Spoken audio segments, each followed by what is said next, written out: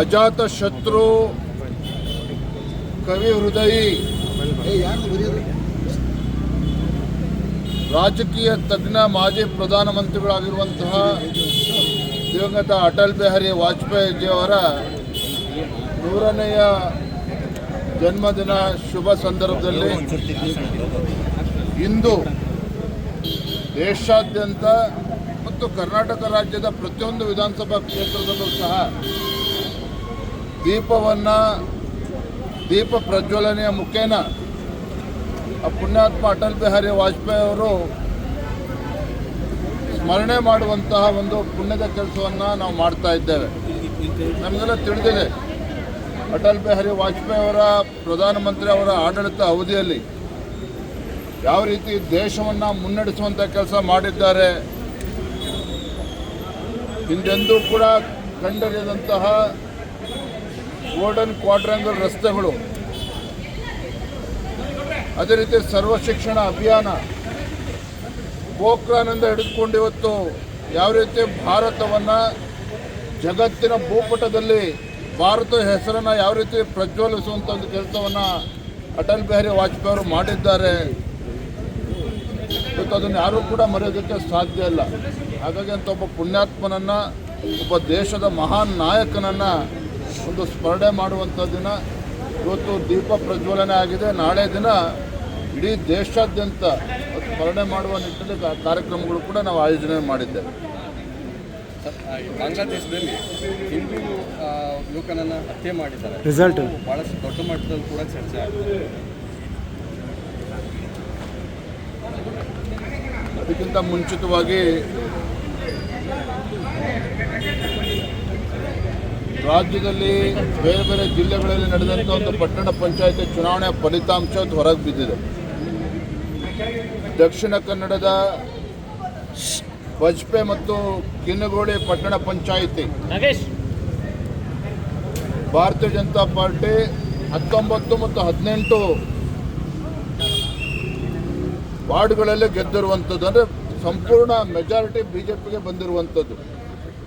ಅದೇ ರೀತಿ ಉತ್ತರ ಕನ್ನಡದ ಮಂಕಿ ಪಟ್ಟಣ ಪಂಚಾಯತಿನಲ್ಲಿ 12 ಕ್ಷೇತ್ರಗಳಲ್ಲಿ ಭಾರತೀಯ ಜನತಾ ಪಾರ್ಟಿ ಗೆದ್ದಿರುವಂಥದ್ದು. ಬೆಂಗಳೂರು ಗ್ರಾಮಾಂತರದಲ್ಲೂ ಕೂಡ 19 ಕ್ಷೇತ್ರದಲ್ಲಿ 15 ಭಾರತೀಯ ಜನತಾ ಪಾರ್ಟಿ ಗೆದ್ದಿರುವಂಥದ್ದು. ಅದೇ ರೀತಿ ರಾಯಚೂರಿನ ತುರ್ವಿಹಾಳ ಪಟ್ಟಣ ಪಂಚಾಯಿತಿ 4 ಉಪಚುನಾವಣೆಗಳು ಅಲ್ಲೂ ಕೂಡ ಗೆದ್ದಿರುವಂಥದ್ದು. ಬೆಂಗಳೂರು ಗ್ರಾಮಾಂತರದ ಬಾಶೆಟ್ಟಿಹಳ್ಳಲ್ಲೂ ಕೂಡ ಭಾರತೀಯ ಜನತಾ ಪಾರ್ಟಿ ಗೆದ್ದಿರುವಂಥದ್ದು. ಒಟ್ಟಾರೆಯಾಗಿ ಇವತ್ತೇನು ಪಟ್ಟಣ ಪಂಚಾಯತಿಯ ಫಲಿತಾಂಶ ಬಂದಿದೆ, ದಕ್ಷಿಣ ಕನ್ನಡ ಇರ್ಬೋದು, ಉತ್ತರ ಕರ್ನಾಟಕದ ಮಸ್ಕಿ ಇರ್ಬೋದು, ಬೆಂಗಳೂರು ಗ್ರಾಮಾಂತರ ಇರ್ಬೋದು, ಉತ್ತರ ಕನ್ನಡ ಇರ್ಬೋದು, ಎಲ್ಲ ಪಟ್ಟಣ ಪಂಚಾಯತಲ್ಲೂ ಕೂಡ ಭಾರತೀಯ ಜನತಾ ಪಾರ್ಟಿ ಸ್ಪಷ್ಟ ಬಹುಮತವನ್ನು ಪಡೆದಿರ್ತಕ್ಕಂಥದ್ದು ತುಂಬ ಸಂತೋಷವನ್ನು ತರುವಂಥ ವಿಚಾರ. ಜೊತೆಗೆ ಈ ರಾಜ್ಯದಲ್ಲಿ ಕಾಂಗ್ರೆಸ್ ಪಕ್ಷದ ಒಂದು ದುರಾಡಳಿತ, ಕಾಂಗ್ರೆಸ್ ಸರ್ಕಾರದ ಒಂದು ದುರಾಡಳಿತ, ಜನರು ಯಾವ ರೀತಿ ಬೇಸತ್ತಿದ್ದಾರೆ ಭ್ರಷ್ಟ ಕಾಂಗ್ರೆಸ್ ಸರ್ಕಾರದ ವಿರುದ್ಧ, ಯಾವ ರೀತಿ ಇವತ್ತು ಎಲ್ಲ ವರ್ಗದ ಜನರು ಕೂಡ ಕಾಂಗ್ರೆಸ್ ಪಕ್ಷದಿಂದ ದೂರ ಆಗ್ತಾ ಇದ್ದಾರೆ ಅನ್ನುವೊಂದು ಸ್ಪಷ್ಟ ಒಂದು ಸಂದೇಶವನ್ನು ಈ ಪಟ್ಟಣ ಪಂಚಾಯತ್ ಚುನಾವಣೆ ಫಲಿತಾಂಶದ ಮುಖೇನ ಆ ಭಾಗದ ಮತದಾರರು ನೀಡಿರುವಂಥದ್ದು. ಹಾಗಾಗಿ ಈ ನಿಟ್ಟಿನಲ್ಲಿ